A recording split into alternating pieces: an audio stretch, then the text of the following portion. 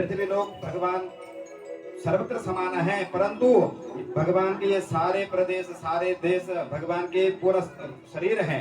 भारत भूमि ही भगवान का हृदय है, और हृदय से ही भगवान, हृदय में ही भगवान विराजमान होते हैं, इसलिए भगवान के अवतार भारत भूमि में होते हैं।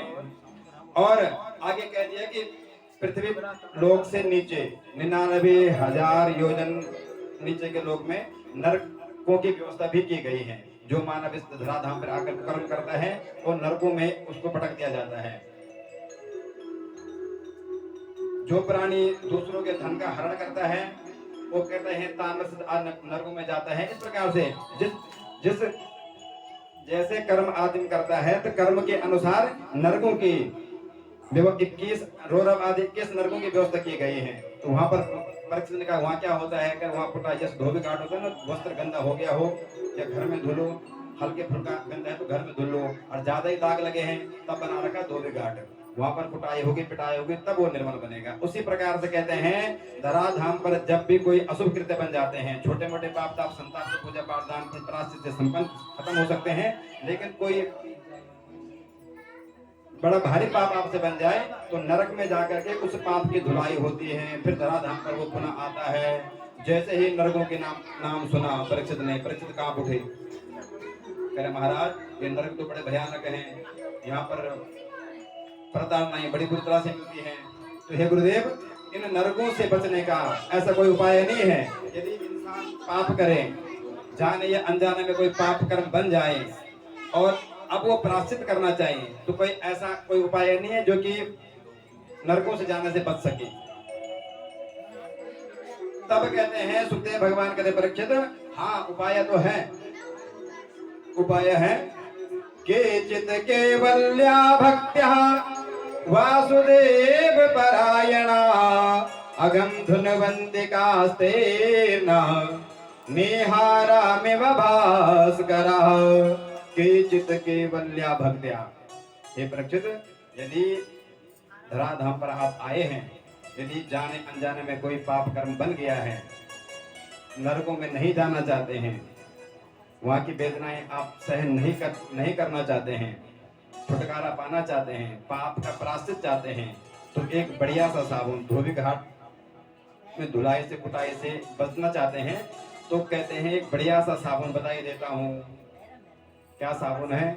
हरि शरणम हरि शरणम हरि शरणम हरि शरणम हरि शरणं हरि शरणं हरि शरणं हरि शरणं शरणं हरि शरणं हरि शरणं हरि शरणं हरि शरणम हरि शरणम करते चलो, यानी परमात्मा का नाम चिंतन चढ़ा रहे।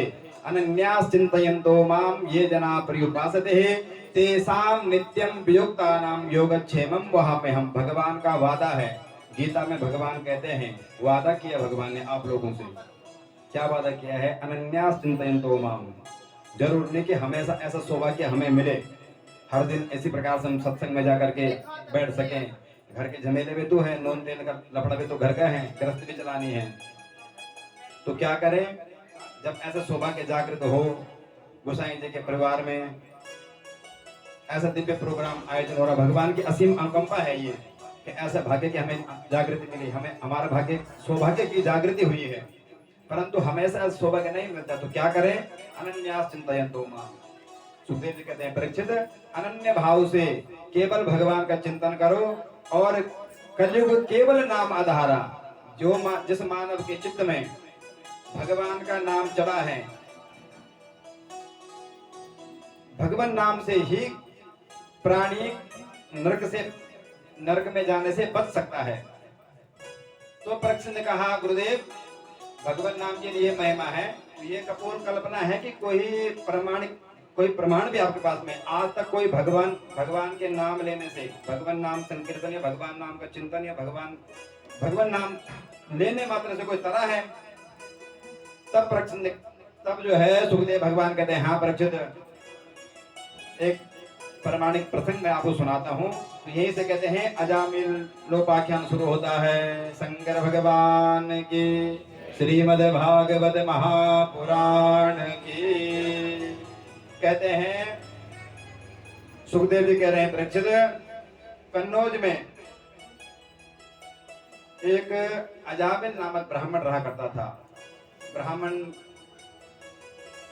अच्छी प्रवृत्ति का था, सत्संगी था, पूजा पाठ में लीन रहता था। परंतु एक दिन दुर्भाग्य से कहते हैं ब्राह्मण जंगल में गया और जंगल में उसने गणिकाओं को दुष्कर्म करते हुए देख लिया और कालांतर में जो है उन्हीं को घर में ला करके उनका गुलाम यानी दास बन गया। अपने परिवार को छोड़ दिया और गणिकाओं का दास बन गया। और ऐसा दास बना के कालांतर में कहते हैं इसी अजामिल अपने सुध बुध को भूल गया, अपने नित्य प्रक्रिया जो इसकी थी, दिनचर्या थी, सब भूल गया। और कालांतर में इस अजामिल के घर में 9 संतान की उत्पत्ति हुई। 10वें संतान भी कहते हैं एक दिन के बाद है। 9 संतान का जन्म हो गया, 10वीं संतान इनके गर्भ में थी और एक दिन संत इनके घर में आए हुए थे। तो संतों ने अजामिल की पत्नी ने खूब संतों की सेवा की, परंतु अजामिल की प्रवृत्ति अब जो है थोड़ा सा दुष्ट प्रवृत्ति का हो गया था। पत्नी ने खूब समझाया कि भाई संत महंत आप आए हैं, जो सेवा मेरे से बन पाई है हमने की है, लेकिन हमारे पति थोड़ा सा दुष्ट प्रवृत्ति के हैं, आपका अपमान भी कर सकते हैं, रहने की व्यवस्था मेरे घर में आपके नहीं हो सकती है। परंतु संतों ने तो कहते हैं अजामिल के घर में डेरा डाल दिया और संतों की खूब सेवा हुई। तो अजामिल को संतों ने कहा कि भाई अजामिल, आप ये जो 10वें गर्भ आपका ये संतति हो रही है, इसका नाम दक्षिणा मेरी आप हमें देना चाहते हैं। आपके घर हमने भोजन किया है, भोजन में दक्षिणा हमें कुछ नहीं चाहिए, सिर्फ दक्षिणा यही चाहिए कि आपके जो ये 10वें संतान है इसका नाम आप नारायण रख दीजिएगा। तो संतों के कहने से कहते हैं अजामिल ने अपने बेटे का नाम नारायण तो रख दिया और संत निकल पड़े, नारायण नाम रख दिया। और काफी समय की बात है कि एक दिन की बात है, अजामिल का जैसे समय पूरा हुआ तो यम के दूत आकर के अजामिल को पकड़ने लगे। और जैसे ही अजामिल ने देखा कि यम के दूत सामने काले काले कलूटे वाले अजामिल घबरा गया। कहते हैं दूरे क्रीडन का सक्तम पुत्रम नारायणम हरे कलावित्तेन स्वरोचेना। अजामिल भयभीत हो गया, नारायण नारायण नारायण करते हुए पुकारने लगा। इतने में कहते हैं भगवान के पार्षद भी प्रकट हो गए। अब यमदूत और भगवान के पार्षदों में आपस में बहस छिड़ गई। यमदूतों ने कहा कि भाई इसने कुकर्म किए हैं, ये यम फांस में हम इसको बांधेंगे और ये नरक में जाएगा। भगवान के पार्षदों ने कहा कि इसने नारायण नाम लिया है, ये परम धाम का अधिकारी है।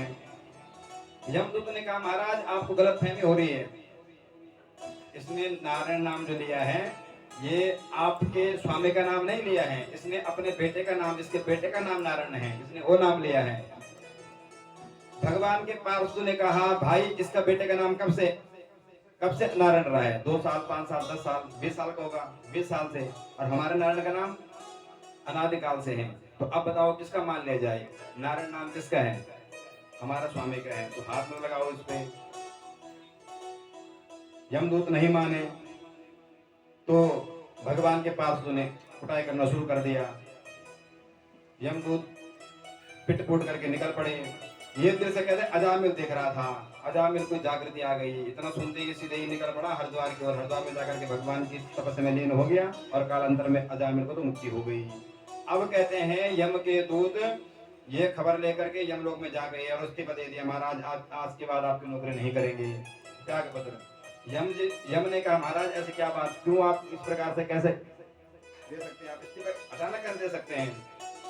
यमदूत ने कहा कि हम वहां पर गए थे, उसका देखा जो हमारे पास में था, यहाँ पर इस दिन इसकी मृत्यु थी और महापापी, हम उसको पकड़ने गए थे, हमारे रजिस्टर में उसका नाम अंकित है। होता क्या है कि धराधाम पे पुण्यवान जो व्यक्ति हैं उनका भी एक रजिस्टर है और पापी व्यक्तियों का एक रजिस्टर है। पुण्यवान व्यक्तियों का रजिस्टर भगवान के पास रहता है और पापियों का यम के दूतों के पास। तो कहते हैं वहां पर जैसे हम उसको पकड़ने गए तो वहां पर चमकीले चमकीले कोई 2-4 लोग टपक पड़े विमान में बैठ कर और उन्होंने हमारी खूब कुटाई। कहते हैं इसने नारायण नाम लिया है, नारायण नाम लिया है। तो यम ने कहा महाराज ये नाम यहाँ पर जो है ज्यादा जोर से मत उच्चारण करो। पार्षद का क्यों? कहते जो हमारे मेरे नरक में जो ये पापी लोग पड़े हुए हैं, यदि इनके कान में ये नाम पहुंच जाए तो इनका पाप भी छूट सकता है। हमारी दुकानें चुकी यहाँ से भागना प्रारंभ कर देंगे, सब पाप से मुक्त हो जाएंगे। यहाँ ये रुई के सामने, रुई के ढेले के सामने चिंगारी जलाना खतरे से खाली नहीं है। तो ये भगवान नाम जो है इन पापियों के सामने लेना हमारी दुकान को चौपट कर सकता है। तो यमदूत ने कहा महाराज ठीक है, आप मुझे ये बताइए कि हम किसको पकड़ के लाएं वहां पर जाकर के हमारे कुताई न हो। यदि नौकरी नहीं छोड़नी है, आपकी नौकरी करनी है, तो बताइए किसको पकड़ के लाएं। तब कहते हैं यम जी ने ब्रह्म जी से पूछा, ये शिकायत ब्रह्म जी से की और ब्रह्म जी ने भी सुना। तो तब निर्णय निकाला कि यमदूतों को समझाया कि के जिह्वा नवसति भगवन गुण नाम धेयम चित्त स्मृता चरणारविंदम कृष्णाय नो नमति यक्षिरिकस्तदास्तु। जिह्वा नवसति भगवन गुण नाम धेवा। यमदूतों ने, यमराज ने निर्देश दे दिया यमदूतों को कि आप एक काम करो, आज के बाद उसको हमारे यमपुरी में लेके आना जो जिसके जिह्वा में हरि नाम का उच्चारण कभी नहीं हुआ हो, जो भक्ति भाव में न रहता हो, जिसने कभी दान पुण्य तो बड़ी चीजें हैं, जो भगवान नाम नहीं लेता हो, जिसने एक बार भगवान नाम भी ले लिया उसको यहाँ पर मत लाना। तो सुखदेव कहते हैं परीक्षित, अब आप कह रहे थे कि भगवान यदि नरकों में बचने का कोई उपाय है भगवान नाम, और कोई जब अजामिल जैसा पापी भगवान नाम लेने से बच सकता है तो वृंदावन बिहारी लाल की। इस प्रकार से कहते हैं अजामिल का उद्धार हुआ। अब कहते हैं परीक्षित ने प्रश्न किया, हे गुरुदेव ये तो आपने भगवान नाम की महिमा सुनाई है, अब आप एक बात बताइए। परीक्षित ने प्रश्न रखा कि भगवान को समदर्शी क्यों कहते हैं? समदर्शी कहे मोहि सब कोई, समदर्शी कहे मोहि पति कोई। भगवान को समदर्शी क्यों कहते हैं? यदि भगवान समदर्शी हैं तो भगवान पक्षपात क्यों करते हैं? सुखदेव जी ने कहा, पूछा कि परीक्षित भगवान का पक्षपात, क्या भगवान पक्षपात करते हैं? तो परीक्षित कहते हैं ये पक्षपात नहीं हुआ, दैत्यों को चुन चुन के मारते हैं, ठिकाना लगाते हैं और देवताओं को साथ देते हैं। तो क्या भगवान दैत्यों के नहीं हैं? यदि भगवान पक्षपाती हैं तो समदर्शी क्यों कहे जाते हैं? और यदि भगवान समदर्शी हैं तो पक्षपात क्यों करते हैं? भगवान ऐसा भेदभाव क्यों करते हैं? सुखदेव जी ने कहा परीक्षित ऐसा नहीं है, भगवान पक्षपाती नहीं है। भगवान तो तोई मोई नाता अनेक, जो भाव है सोई। जिस भाव से आप भगवान को भजेंगे भगवान आपके लिए उसी भाव से प्रकट हो जाएंगे। बस शर्त यह है कि आपकी भावना कैसी है, भगवान प्रकट हो जाते हैं। सुखदेव कहते हैं परीक्षित क्या ये दैत्य वंश में प्रहलाद नहीं थे? इनको आप दैत्य नहीं कहेंगे, लेकिन अच्छे प्रवृत्ति के थे, इनको उद्धार किया। तात्पर्य ये हुआ कि भगवान कहते हैं जिस भाव से आप भजेंगे, कहते हैं एक दिन के बाद है दैत्य लोग भगवान के पास जा पहुंचे। तामस देह भजनु नहीं होई, तामस देह भजनु नहीं होई। दैत्य ने कहा प्रभु हमारा उद्धार कैसे होगा? ये तामस देह भी तो आपने दिए, राक्षस प्रवृत्ति आपने बनाई है, इस देह से भजन नहीं होता है, हम क्या करें? भगवान ने खूब समझाया कि आप भजन कर हमसे नहीं होता, तामस देह से भजन नहीं होता है। तो भगवान ने कहा जिस जो नाता आप रखना चाहते हैं उसी नाते से। कह रहे प्रभु हम एक नाता आपसे रख सकते हैं, दुश्मनी का। भगवान ने कहा ठीक है भाई, चित्त में चढ़ा रहना चाहिए। आप सोचो ना किसी ने आपका बहुत बुरा कर दिया हो, कहीं पर आपका बड़ा अपमान कर दिया हो, तो चित्त से निकलता नहीं हो, ना कोशिश करो। कहीं आपने रास्ते में चल रहे हैं, अचानक सांप मिल गया आपको, चित्त में ऐसा चिपक गया तो सपने में आ रहा है आपको, निकालना चाह निकलता नहीं है। तो भगवान कहते हैं दुश्मनी आप बना के रखोगे, दुश्मनी से भी यदि आप दुश्मनी मेरे साथ रखोगे, कम से कम इस नाते चित्तन तो चढ़ा रहेगा। वो कंस को नहीं देखा, काला काला मुरली वाला, दाल में काला, ये में काला, सब में काला काला नजर आ रहा है। तो इसी बहाने कम से कम चित्त में चढ़ा रहेगा, मैं इसी बहाने आपको उद्धार कर दूंगा। एक ही बाण प्राण हर लेना, दीन जानित ही निज पद लीना। एक तरफ भगवान प्राण तो हर रहे हैं, परंतु परम धाम की प्राप्ति भी करा रहे हैं, भले दुश्मनी क्यों नहीं है। आप यदि इस नाते से भगवान को भज रहे हैं, तो भगवान कहते हैं भगवान सबके हैं, बस किस नाते आप भज रहे हैं। जितात्मना प्रशांतस्या परमात्मना समाहितः, शीतोष्ण सुख दुखेता मान अपमानयो। जिस भाव से आप भजना चाहते हैं उसी भगवान से कहते हैं भगवान आपके हैं। काम क्रोध आदि को लोभा जीता नहीं जा सकता है, तो इनको मोड़ दो, क्रोध भी करो तो भगवान पे, तो इसी बहाना भगवान आपके चित्त में चढ़े रहेंगे। प्रेम करो तो भगवान से, क्रोध करो तो भगवान से, स्नेह रखो तो भगवान से। कैसे? गोप्या कामात् भयात् कंसो द्वेषाचे त्यादयो निरपा, संबंधात् विष्णया स्नेहा, द्योतम भक्त्या वयम विभो।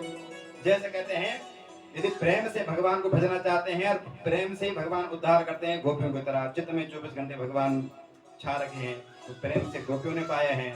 द्वेष रखा शिशुपाल ने, तो द्वेष से भी यदि भगवान का आप चिंतन करते हैं, 100 गालियों की झड़े लगा दी, लेकिन द्वेष से सही, नफरत से सही, परंतु इससे भी भगवान ने शिशुपाल का उद्धार ही किया है। जो भगवान के हाथों मारोगे तो उद्धार ही हुआ है। भयाद कंसा, भय से भगवान का चिंतन हो रहा हो तो भय से कंस का भी उद्धार भगवान ने किया है। इसलिए परीक्षित भगवान समदर्शी हैं। करे प्रभु ये घुमा फिरा के, परीक्षित कहते हैं प्रभु ये घुमा फिरा के बातें नहीं, आप स्पष्ट बताओ कोई प्रमाण है। भगवान यदि समदर्शी किसी दैत्य पे भगवान ने कृपा की है, तब कहते हैं यदि कृपा की है, किसी दैत्य का साथ दिया है, तो वह प्रसंग आप मुझे सुनाइएगा। तब कहते हैं सुखदेव भगवान को प्रहलाद चरित्र याद आ गया। सुखदेव जी कहते हैं परीक्षित सुनो, एक समय की बात है जब हिरण्याक्ष पृथ्वी को समुद्र में ले गया था, भगवान वराह बन करके पृथ्वी का उद्धार किया, इसी के साथ में हिरण्याक्ष का भी वध किया, उद्धार किया था। तो हिरण्याक्ष का दूसरा 2 भाई हुए थे दिति मां के गर्भ से। तो हिरण्याक्ष का दूसरा भाई था हिरण्यकश्यप। ये अपने भाई के हत्या के प्रतिशोध में जलने लगा, बदले लेने की भावना से इसने, हिरण्यकश्यप ने क्या किया कि बदले भाई हिरण्याक्ष की मृत्यु का बदला लेने के लिए, बदला लेने के उद्देश्य से भगवान की मतलब कि तपस्या में लीन हो गया। कहते हैं मंदराचल पर्वत पे जाकर के हिरण्यकश्यप ने हजारों साल तपस्या की। ऐसी तपस्या में लीन हो गया कि शरीर में दीमक लगने लगी, कठोर तपस्या में लीन हो गया। जब कठिन तपस्या की तो तपस्या से ब्रह्मदेव प्रसन्न हो गए। ब्रह्मदेव ने कहा वर मांगिए। अब हिरण्याक्ष कहते हैं हे प्रभु यदि आप मुझे वरदान देना ही चाहते हैं तो मुझे ऐसा वरदान दीजिएगा कि मैं अमर हो जाऊं। ब्रह्मा जी ने कहा अमर तो मैं भी नहीं हूं, तो आपको कहां से बना दूं, जो मेरे पास है ही नहीं मैं आपको कहां से दूं। तो तब हिरण्यकश्यप ने कहा हे ब्रह्मदेव यदि आप अमरत्व प्रदान नहीं कर सकते हैं तो आप मेरे को एक वरदान दो, आपकी बनाई हुई सृष्टि से मैं किसी से ना मरूं, ना दिन में मरूं ना रात में मरूं, ना अस्त्र से मरूं ना शस्त्र से मरूं, आपके बनाए हुए महीने में मैं किसी महीने में मेरी मृत्यु ना हो, ना ऊपर मरूं ना नीचे मरूं, ना अंदर मरूं ना बाहर मरूं। ब्रह्मदेव जी ने कहा ताते में दुर्लभ पुंसाम याने वृषणे शिवरा ममः तथापि पितरागम्य वरान्यद्यपि दुर्लभः। ताते में दुर्लभ, हे वत्स हालांकि ये वरदान बड़े कठिन हैं, बड़े दुर्लभ हैं, देना संभव नहीं है, फिर भी आपके परंतु आपकी तपस्या भी तो इससे कठिन ही थी, इसलिए ब्रह्मदेव तथास्तु कर दिया। अब तो हिरण्यकश्यप प्रसन्न हो गए। जब सृष्टि में किसी से मरूंगा ही नहीं, दिन में नहीं मरूंगा, रात में नहीं मरूंगा, अस्त्र से नहीं मरूंगा, शस्त्र से नहीं मरूंगा, तो मैं अजयी हो गया, अब तो मैं अमर ही हो गया। निकल पड़ा हिरण्यकश्यप। कहते हैं सीधे ही हिरण्यकश्यप ने जाकर के स्वर्ग में आक्रमण बोल दिया, स्वर्ग के देवताओं को परास्त कर दिया, स्वर्ग के देवताओं को बंदी बना दिया। अपने बल पराक्रम से स्वर्ग में अधिपत्य हिरण्यकश्यप का हो गया। इंद्र को बोला चल पानी भर। इंद्र बेचारा जी हुजूर, स्वर्ग का राजा इंद्र बंदी बन गया। लक्ष्मी को बोला झाड़ू मार, तैयार बैठी हैं। तो ऐसे जो है इसने स्वर्ग में स्वर्ग का राजा बन गया। अब देवता लोग कहते हैं घबराते हुए भगवान के शरण में गए, प्रभु क्षम्यताम त्राहि माम। भगवान ने कहा क्या बात है? देवताओं ने कहा प्रभु आजकल एक हिरण्यकश्यप नाम का एक दैत्य उत्पन्न हुई है, ब्रह्मदेव की कृपा से, बल के कारण, आशीर्वाद से वो बलशाली बन गया है और स्वर्ग में उसने अधिपत्य, हम बेचारे देवता लोग भागे फिर रहे हैं। भगवान ने कहा माँ भेष्ट विबुधा श्रेष्ठ सर्वेषां भद्रमस्तु ते। भगवान ने कहा हे देवताओं घबराओ नहीं, आपका कल्याण होगा, परंतु समय की प्रतीक्षा करो। ब्रह्म देवता लोग आश्वस्त हो गए। अब कहते हैं कुछ समय पश्चात हिरण्यकश्यप की 4 संतान हुई, अहलाद, अनुलाद, सहलाद और सबसे छोटे का बेटे का नाम था प्रहलाद। ब्रह्मणा शील संपन्नः सत्यसंधो जितेन्द्रियः। प्रहलाद बचपन से ही विलक्षण बुद्धि का बालक था, बचपन से ही और भाइयों से हटके था। ब्रह्मणा शील संपन्ना, शील स्वभाव का, ब्रह्मनिष्ठ, जितेंद्रिया, सत्यवादी, खेल खेल में, और भाई बच्चे लोग करते ना चीटिंग, कर भी लेते, लेकिन प्रहलाद ईमानदारी से, बचपन से ही लक्षण अलग थे। जैसे थोड़ा बड़ा होता गया तो प्रहलाद को एक रोग और लग गया। कौन सा? कृष्ण गृहीतात्मा न वेदा जगदीदृशम। इसको एक ग्रह लग गया, उस ग्रह का नाम है कृष्ण ग्रह। 9 ग्रह सबको लगते हैं, पंडित जी शनि भारी है, केतु छोटा है, कौन हल्का है कौन भारी, किसको बढ़ाना बैठे हैं ब्रह्मदेव। तो 9 ग्रह सबके पास ही होते हैं, लेकिन कृष्ण प्रहलाद को एक ग्रह और पकड़ गया, उस ग्रह का नाम है कृष्ण ग्रह। तो भाई और ग्रह यदि लग भी जाए उसकी शांति के लिए तो ब्राह्मण बैठे हैं, लेकिन इस ग्रह का समाधान भी नहीं है, ब्राह्मणों के पास भी नहीं है। तो इस ग्रह और ग्रहों के लक्षण दिखते हैं, हड्डी टूट रही है तो सूर्य कमजोर है, नस विलोप हो रही है तो शनिदेव कहीं ना कहीं आपके पकड़ रखे हैं, बुद्धि में भ्रमितता है, व्यर्थ की भागदौड़ चल रही है तो लगता है राहु का प्रकोप ज्यादा है, अनिद्रा आदि। तो हर ग्रह के लक्षण हैं, दोष हो या शुभ हो या अशुभ हो, शुभ भी कर रहा हो तो इस ग्रह के कारण, अशुभ हो रहा तो दिखता है, लक्षण शास्त्रों में वर्णित है। परंतु इस ग्रह के लक्षण करना है तो इसका शांति का कोई विधान है? तो विद्वानों ने पूछा कि इस ग्रह का लक्षण क्या है? कहते हैं क्वचित रुदति वैकुंठा चिंता सबल चेतना, क्वचित दसदित चिंता लादा उद्गायते। क्वचित, जब ये ग्रह लगता है तो इस ग्रह का लक्षण है क्वचित रुदति वैकुंठा, कभी रोने लग जाता है अपने में, कभी हंसने लग जाता है, हंस रहा तो हंसता ही जा रहा है, रो रहा तो रो रहे जा रहा है, जैसे भांग पीकर आदमी करता है। ये रोग इसको लग गया, कृष्ण ग्रह गृहीत आत्मा बन गया, यानी कृष्ण ग्रह इसको पकड़ लिया। अब कहते हैं एक दिन की बात है, हिरण्यकश्यप को चिंता हुई कि ये जो है बालक विलक्षण नजर आता है और बालकों की भांति है नहीं, तो क्या किया जाए? इसको भेजा है गुरुकुल में। शुक्राचार्य जी के 2 बेटे हैं, एक का नाम है श्री संडा जी और दूसरे का नाम है अमर्त जी, और विद्यालय का नाम है हिरण्यकश्यप दानव विश्वविद्यालय, और वहाँ के आचार्य हैं शुक्राचार्य जी के बेटे दोनों संडामृग जी। उस विद्यालय में प्रहलाद का एडमिशन कर दिया। एकदा सुरराट पुत्रः सम्मंगारोप्य पांडवः प्रियक्षता कथ्यता मत्सा मन्यते साधु यद भवान। एडमिशन हो गया, गुरु जी को समझाया कि हम हैं दैत्य और आप इनको विद्यालय हमारा है तो वही हिंदी सिखाएंगे, संस्कृत विद्यालय में संस्कृत सिखाएंगे, इंग्लिश मीडियम में इंग्लिश सिखाएंगे।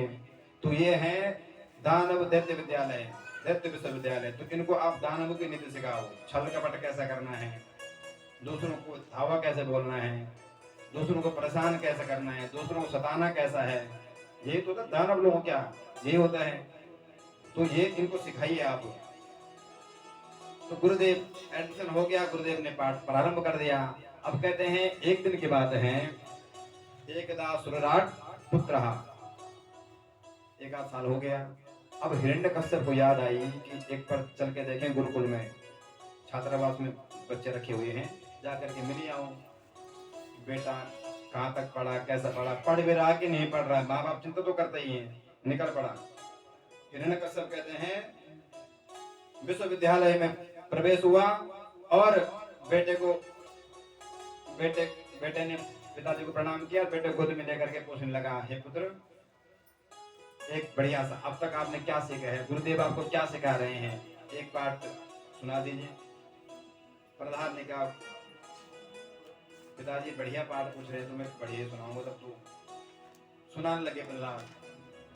तत्साधु मन्ये सुरवर्य देहिनाम सदा समुद्विग्न मसत् सुगृहात् कृत्वात्मपातं कृतमन्धगोपं वनं गतो यद्वरिमाश्रयेतः। प्रहलाद जी कहते हैं, पिताजी तत्साधु मन्ये सुरवर्य देहिनः, ये सब कुछ जो हमें शरीर मिला है ये क्षितिजल पावक गगन समीरा, क्षितिजल पावक गगन समीरा। ये जो है ये हमारा शरीर पंचायत धर्मशाला है। जब पिताजी हमें ये शरीर मिला हुआ है तो हमें हरि का भजन करना चाहिए। ये गृह अंधकूप है, अंधेरे कुएं के समान है, इसमें नहीं पढ़ना चाहिए। सुनते ही हिरण्यकश्यप का माथा खराब हो गया। प्रहलाद ने पूछा, पिताजी कैसा लगा पाठ? हिरण्यकश्यप ऊपर से कहा, ठीक है बेटा ठीक है, आप जाइए अंदर और अपने गुरुजी को भेजिएगा जरा बाहर। गुरुजी घबराते हुए आए, सरकार हमें याद किया है। गुरुजी ने कहा, और बात बाद में बताऊंगा, पहले आप ये बताइए कि हमारे बेटे को आप क्या सिखा रहे हैं, क्या पढ़ा रहे हैं। गुरुजी ने कहा, महाराज जो आपने सिलेबस हमें दिया है, जो विषय आपने हमें बताया है, छल कराना है, कूटनीति सिखाना है, धूर्तता सिखानी है, चोरी करना सिखाना है, यही सिखा रहे हैं। मेरा झूठ बोलते हो? अभी अभी मेरा बेटा मेरे को बता के गया है कि गृह अंधकूप है, इसके चक्कर में नहीं पढ़ना चाहिए, हरि का भजन करना चाहिए। ये तो हमारे विषय में है ही नहीं, यहाँ हरि नाम की कोई वस्तु होती नहीं। तो आप ये पाठ बेटे ने कहां से सीख लिया? गुरुजी घबराए। गुरुजी ने कहा, क्षमा करें महाराज, मैंने तो ये हमारे आपकी सौगंध खाता हूँ, हमारे ना ये सब्जेक्ट में है, ना कोर्स में, ना मैंने सिखाए हैं। फिर भी यदि बालक ने ऐसा दुस्साहस किया है तो एक मौका मुझे दीजिएगा, मैं पूछता हूँ कहाँ से सीखे हैं, कैसा सीखे हैं। गुरुजी ने कहा, ध्यान से, इस बार गलत नहीं होना चाहिए। कहते हैं हिरण्यकश्यप ने गुरुजी को डांट करे, हिरण्यकश्यप चल पड़े। अब गुरुजी ने प्रहलाद को बुलाया, प्रहलाद बेटे, वत्स प्रहलाद भद्रम ते सत्यम कथय मामृषः। हे प्रहलाद, एक बात बताइए बेटा, कि जो आप कहते हैं यत् साधु मन्यम सुरराट देहिनम, ये तो हमारे विषय में था ही नहीं। ये आपने कहाँ सीखा, किसने सिखाया आपको? और हमारी नौकरी का सवाल है बेटा, आपने सीखा कहाँ से ये? आपके पापा पिताजी तो हमारे सरकार हैं, हमें डांट कर फटकार के भगा, अभी नौकरी जाने वाली थी। बेटा सच सच बता दी। प्रहलाद हंसकर बोले, पिताजी, गुरुजी, मैंने पिताजी को सही बात समझाई थी, लेकिन जिसको सर्प काटता है ना, सर्प, उसको मीठा भी कड़वा लगता है, और कड़वा नीम भी उसको मीठा नजर आता है। तो पिता की बुद्धि में नहीं बैठ रहा, पिताजी मैं क्या करूं? मैंने तो वही समझाया था कि संसार झूठा है, संसार मिथ्या है, और आप हरि का भजन करो, लेकिन बुद्धि में नहीं आया। गुरुजी चिल्ला पड़े, मैं पूछ रहा हूँ कि ये आपने ऐसे का कार, आप मुझे ही समझा रहे हैं। दैत्य चंदन बने जातो यम कंटका ध्रुवम। हे दुष्ट प्रहलाद, दैत्यों के चंदन जैसे वन में आप ये कंटीला कांटा जैसा पौधा कहां से उत्पन्न हो गया? डांट करके जो है प्रहलाद को डांटा। कहते हैं गुरुजी भी क्या, मान ले कि हमारे जो पाठशाला है, हमारे जो सरकार हैं, जो उन्होंने गुरुकुल में, जो उन्होंने विद्यालय में जो भी कोर्स फिक्स किया हुआ है, वही तो सिखाएंगे। मास्टर और दूसरा होते हैं गुरुजी, दोनों में भेद हैं। आजकल रह गए मास्टर, तो ये भी थे मास्टर। मास्टर मतलब जो सरकार के अधीन कार्य कर रहे हैं, जैसे सरकार बोलेंगे ऐसे करना है, अपने मन से कुछ नहीं कर सकते हैं। सरकार ने नियम बना दिया, विषय बना दिया कि गा मनी गणेश नहीं पढ़ाओगे, क्यों? सांप्रदायिकता फैलेगी। तो क्या पढ़ाएं? गा मनी गधा। तो गुरुजी मास्टर ने कहा बिल्कुल वैसे ही होगा, क्योंकि नौकरी का सवाल है। तो तात्पर्य ये हुआ कि ये भी संडामृग, इनकी भी नौकरी है, ये भी मास्टर हैं, तो जो नीति है वही सिखा रहे हैं।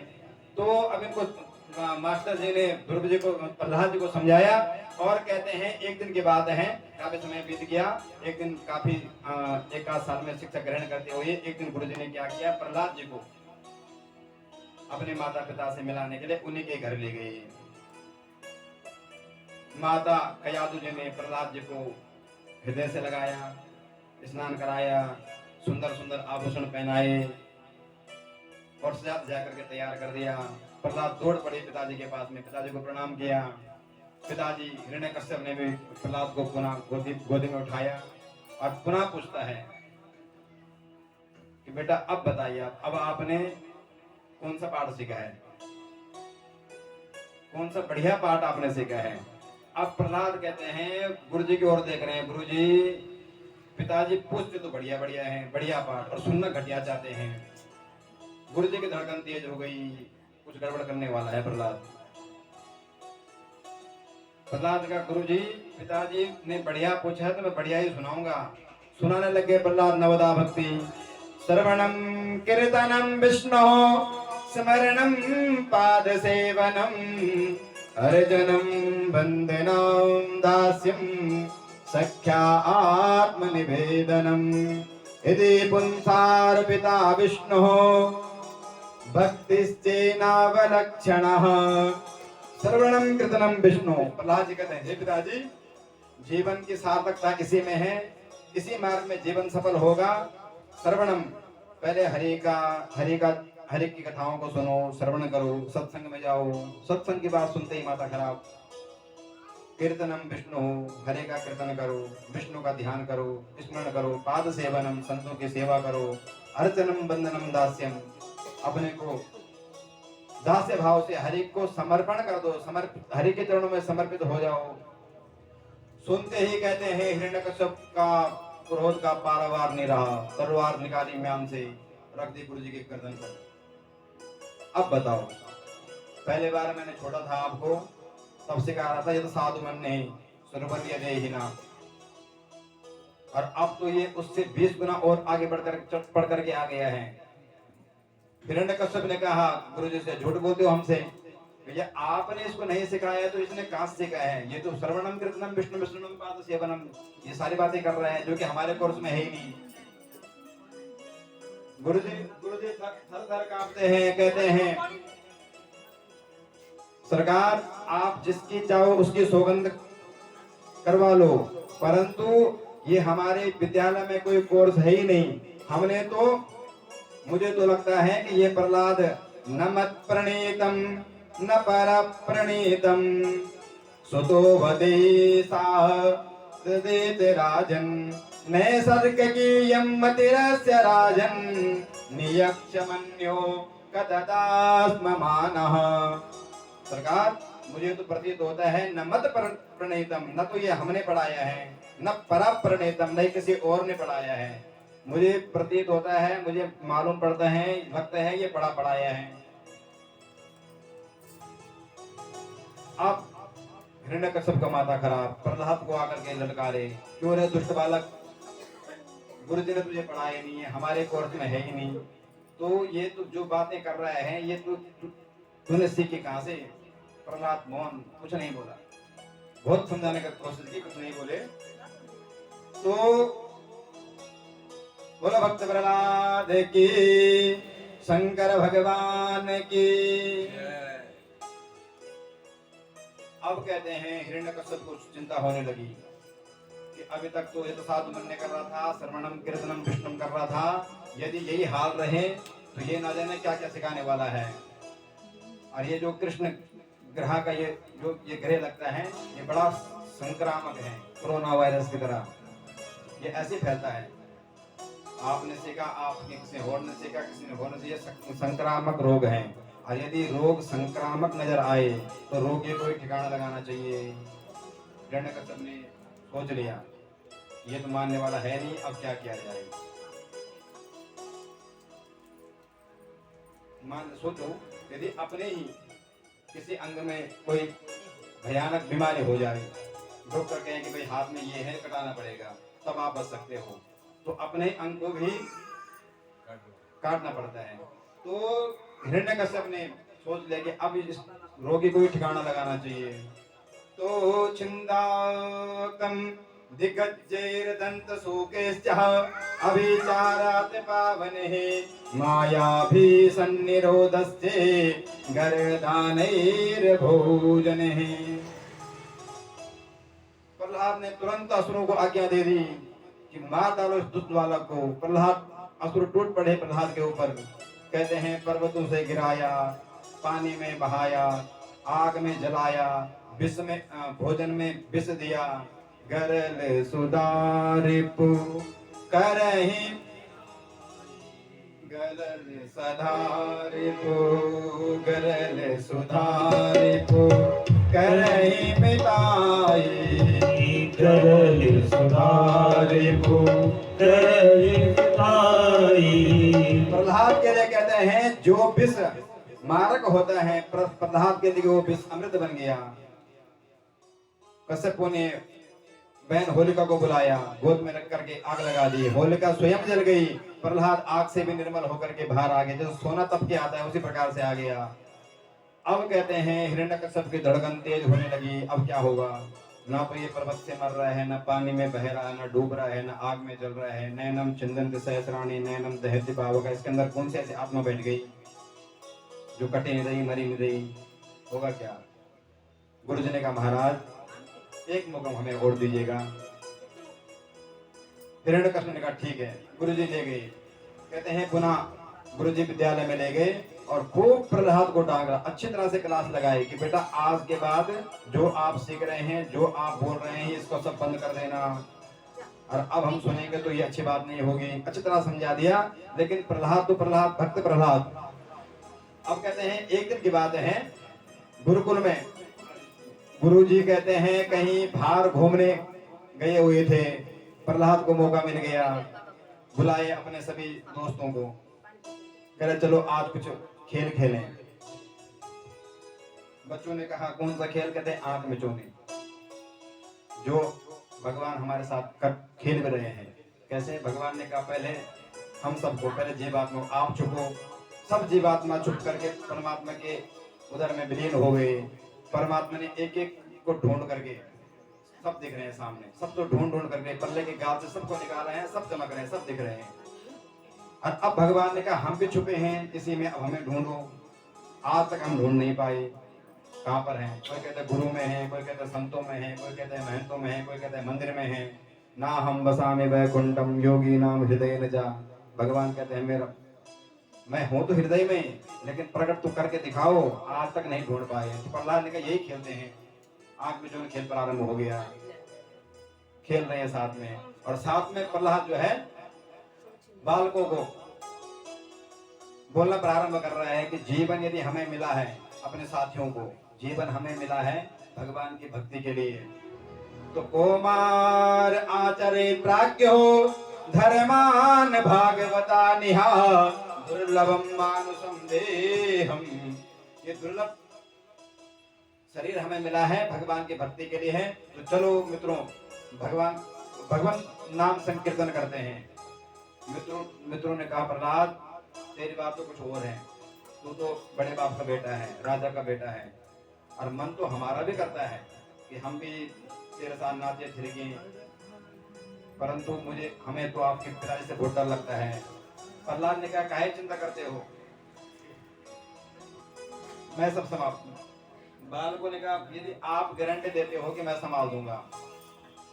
प्रहलाद ने कहा बिल्कुल बेफिक्र हो जाओ, आपको आपका बाल बांका नहीं होगा, सब मैं देख लूंगा। मुझे भी तो कुछ संभाल रहा है, मैं भी कीर्तन करता हूँ, भजन करता हूँ, प्रभु चिंतन में लीन रहता हूँ, मुझे भी तो कोई संभालता है, तो आप बेफिक्र हो जाओ। तो एक बालक ने कहा प्रहलाद ये बात तो ठीक है, परंतु हमारे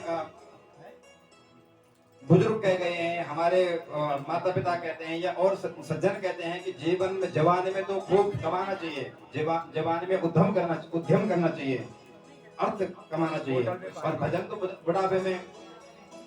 बुढ़ापे में करना चाहिए, बुढ़ापे के सारा भजन। तो प्रहलाद ने कहा भजन करो मस्त जवानी में, बुढ़ापा किसने देखा। भजन कर मस्त जवानी में, बुढ़ापा किसने देखा। बुढ़ापे में बहरे हो जाओगे, भजन तुम कर नहीं पाओगे। बुढ़ापे में बहरे हो जाओगे, भजन तुम कर नहीं पाओगे। तो भजन करो मस्त जवानी में, बुढ़ापा किसने देखा है। भजन कर मस्त जवानी में, बुढ़ापा किसने देखा है। बुढ़ापे में लंगड़े हो जाओगे, बुढ़ापे में लंगड़े हो जाओगे। बुढ़ापे में लंगड़े हो जाओगे, बुढ़ापे में लंगड़े हो जाओगे। मंदिर तुम चल नहीं पाओगे, मंदिर तुम चल नहीं पाओगे। तो भजन करो मस्त जवानी में, बुढ़ापा किसने देखा है। भजन करो मस्त जवानी में, बुढ़ापा किसने देखा है। जय हो।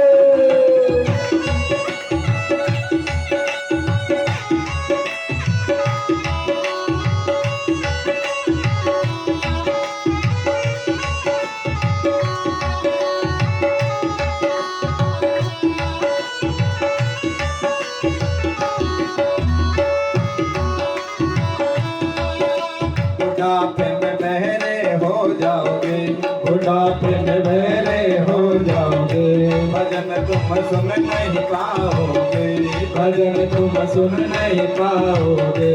भजन करो मस्त जवानी में, बुढ़ापा किसने देखा है। भजन कर मस्त जवानी में, बुढ़ापा किसने देखा है।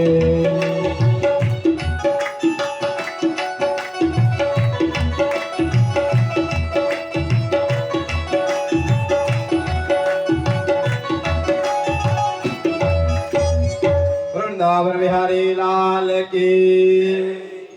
प्रहलाद ने कहा मित्रों पता है किसी को बुढ़ापा कब आता है। जरा नाम इस प्रकार से आता है कि अटैक आक्रमण भी कर जाता है शरीर पे और भनक नहीं लगने देता है। जरा नाम बुढ़ापा कब आ जाए कोई पता नहीं है, और पक्का थोड़ी नहीं है। मान ले चलो बुढ़ापे में आप भजन करो ठीक है, लेकिन पता है कि बुढ़ापे तक जिंदा रहोगे। इसलिए ये जीवन मिला है भजन के लिए, तो हमें बुद्धिमान इसी में है। कुमार आचरे प्राज्ञ हो, कुमार अवस्था में ही इस प्रकार से आचरण कर देना चाहिए। भक्ति भाव में कुमार अवस्था से ही प्रयास करना चाहिए, तब जाके जीवन के सार्थकता है। और सुख मैत्रियादिकं दैत्यः देह योगेन योगिनं सर्वत्र लभते देवा यदा दुःखाय मत्नतः। कहते हैं मान लीजिए कि हम बुढ़ापे तक पहुंच भी गए, हमारी उम्र 100 साल की है भी, तो आप कल्पना करो 50 साल तो गए सोने में, भाई आधा तो सोने में निकल गए, अब बचा 50 साल, उसमें 10 साल बचपन के निकाल दो, और 80 के बाद के 20 साल बुढ़ापे में कुछ होता ही नहीं है, तो आप भजन कब करोगे? जिंदगी जब तक रहेगी फुर्सत न होगी काम से, कुछ समय ऐसा निकालो प्रेम करो श्री राम से।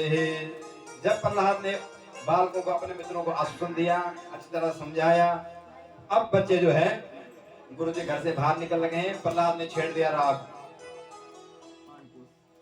हरि के चरणों का ध्यान करना प्रारंभ हो गए, सब झूम उठे, गा उठे, नाच उठे। ओम नमो भगवते वासुदेवाय, ओम नमो भगवते वासुदेवाय, ओम नमो भगवते वासुदेवाय, ओम नमो भगवते वासुदेवाय।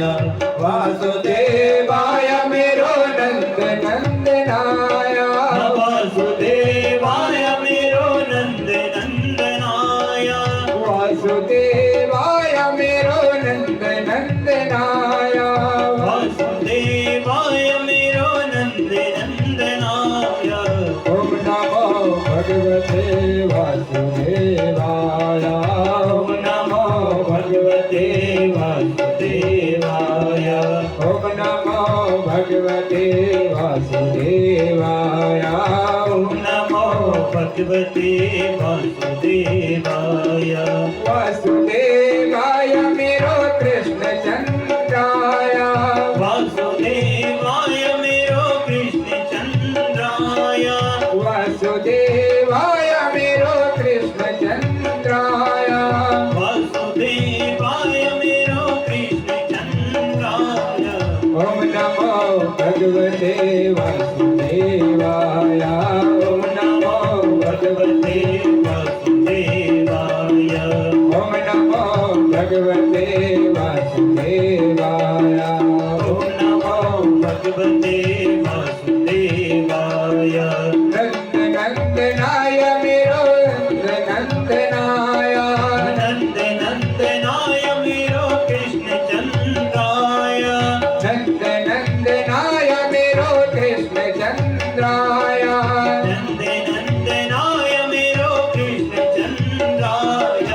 ओम नमो भगवते वासुदेवाय, ओम नमो भगवते वासुदेवाय, ओम नमो भगवते वासुदेवाय, ओम नमो भगवते वासुदेवाय, ओम नमो भगवते वासुदेवाय, ओम नमो भगवते वासुदेवाय, ओम नमो भगवते वासुदेवाय, ओम नमो भगवते वासुदेवाय, ओम नमो भगवते वासुदेवाय, ओम नमो भगवते वासुदेवाय, ओम नमो भगवते वासुदेवाय, भगवते वासुदेवाय।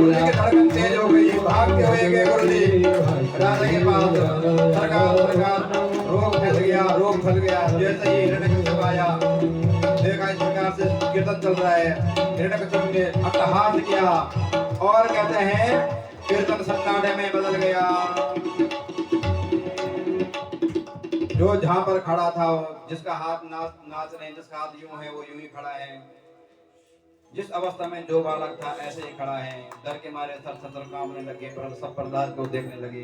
प्रहलाद तूने सिखाया था भैया, तू ही बचा ले। प्रहलाद ने कहा बिल्कुल चिंता ना करो, सब ठीक हो जाएगा, घबराओ नहीं। मानो कि बालक नहीं मूर्ति प्रतीक बता रहे हैं, जो जैसा ही नाच रहा था, जैसा खड़ा था, मूर्ति ऐसे ही बन गई। सब जो का त्यों, सब सन्नाटा में बदल गया। अब कहते हैं हिरण्यकश्यप का क्रोध विकराल हो गया और प्रहलाद को ताड़ना करने लगा। हे दुर्विनीत मंदार, हे दुर्विनीत मंदात्मन, कुलाधम कराधमः स्तब्धम मक्षासनो जायः। हे दुर्विनीत दुर्बुद्ध बालक, कुलद्रोही, मंदात्मन, मंदबुद्धि बालक, तेरे ये साहस ये तुझे किसने सिखाया? तू किसके बल पे ये थिरकता है, किसके बल पे नाचता है, किसके बल पे गाता है? बताओ कौन है वो? प्रहलाद ने कहा, न केवलम में भगवस्त राजन सवेवलम बलिनाम चापरेसाम परे भरे में स्त्रजंगमाम में ब्रह्मादयो येन वसम प्रणीतः। प्रहलाद ने कहा, न केवलम में भगवत राजन, वो बल सिर्फ मेरे, उस बल से केवल मैं नहीं चल रहा हूं, आप भी उसी बल से चल रहे हैं। उसके बल के बिना, जिस बल की मैं बात कर रहा हूं, जिस बल से मैं चल रहा हूं, उस बल के बिना तिनका भी नहीं हिलता। परशुराम जी राम युग देकर के उठा दिया परसा, जो ही मारने को बढ़ाए तो हाथ सन रह गया, खड़ा का खड़ा। लक्ष्मण जी और चढ़ाते हैं, चलाओ चलाओ। परशुराम हैरान, जो फरसा वो पिघलने लग गया, जो हाथ चैतन्य था वो जड़ हो गया, स्थिर हो गया, विस्मित हो गया, समझ गया सामने कोई साधारण विभूति नहीं है।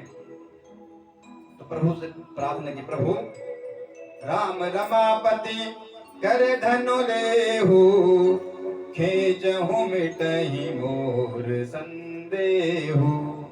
यदि आप राम रमापति हैं, कर धनु लेहु, ये धनुष उठा करके प्रतिदिन चढ़ा दो। राम जी ने कहा धनुष चढ़ाई, देत चाप आप ही